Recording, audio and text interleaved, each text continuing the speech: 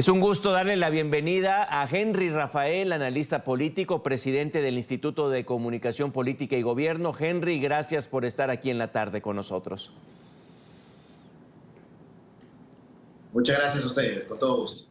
¿Cuál es la gran diferencia o formas que cambiaría o que cambiará a la hora de legislar con este sistema bicameral que no es desconocido para el país, pero que vuelve después de 3 décadas?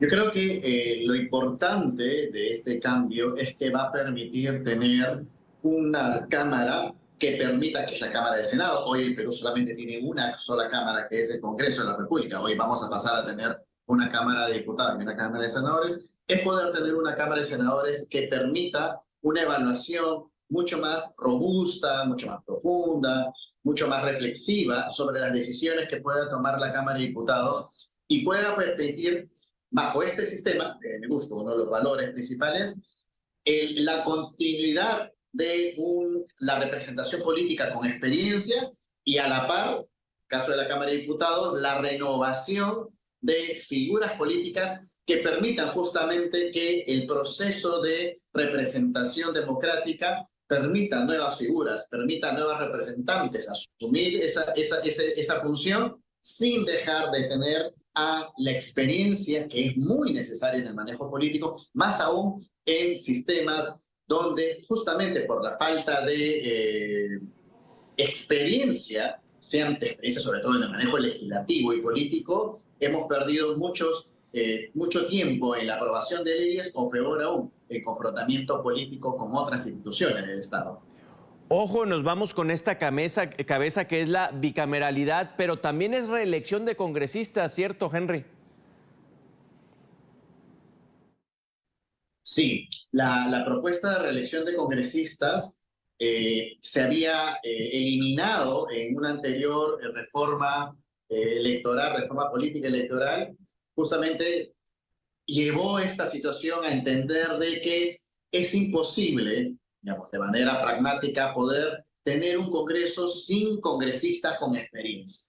Y entonces ahora lo que se ha determinado es que haya reelección, con ciertas limitaciones, porque hay que recordar que quien decide quién debe ser un congresista, ya sea un diputado o un senador, es la ciudadanía. Entonces yo no considero de que esto es un riesgo de que todos los congresistas que están con muy mala aprobación en este momento vayan a tener la reelección. La reelección no es asegurada en un sistema democrático. Una cosa es que el sistema lo permita y otra cosa es conseguir el respaldo popular y el voto de la ciudadanía.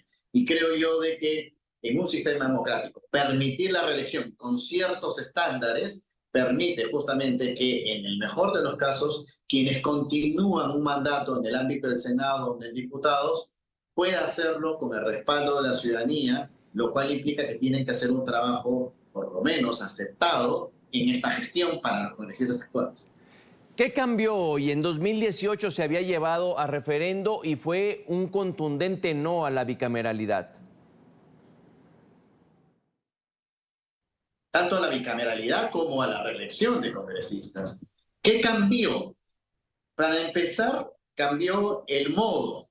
La vez pasada hubo un referendo donde los ciudadanos votamos y pusimos nuestra opinión, digamos, sobre este proceso constitucional. En esta oportunidad, el Congreso ha optado por ir por el mecanismo constitucional del cambio a través de una reforma constitucional en el mismo Congreso que implica una votación en primera instancia, que fue el año pasado, y una segunda votación en otra nueva legislatura, que es la que se ha hecho este año.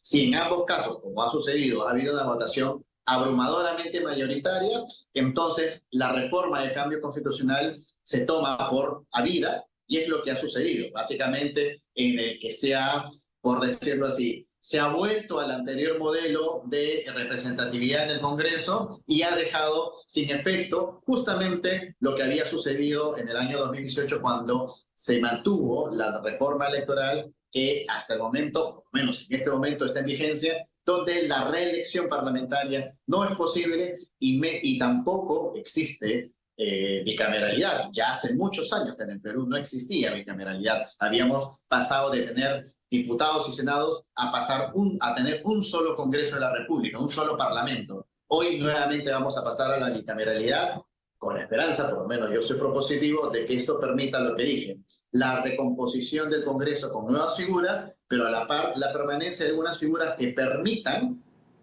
poner experiencia en el ámbito legislativo, en el quehacer de la política legislativa. Los que no están a favor de estos cambios, ¿coincides o rescatas o destacas alguno de sus argumentos?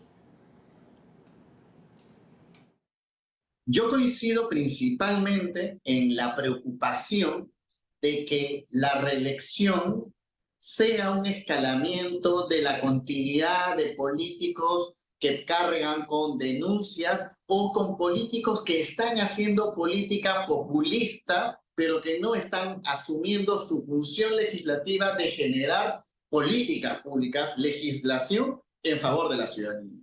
El tema está en que también esa crítica no va un poco alejada a la naturaleza del sistema democrático, que es dejar que el pueblo decida.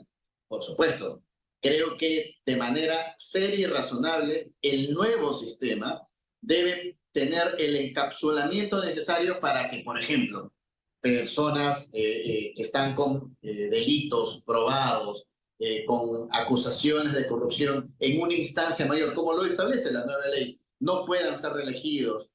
Estos mecanismos, esos candados que permitan que este cambio legislativo no se abra pues en una suerte de contrapuerta para que todo el mundo pueda ser reelegido, creo que habrá que ponerlo en prueba en las próximas elecciones. Y la otra preocupación para quienes están en contra de que haya un Senado es que efectivamente el Senado se convierta en una suerte de nido trabador de decisiones de pragmatismo.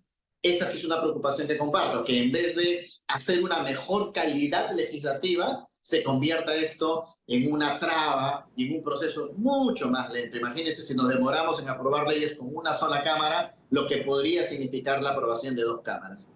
Esperemos que no sea así. Una ya por curiosidad, ¿Dina Boluarte participó en algo? ¿Trascendió su postura, Henry?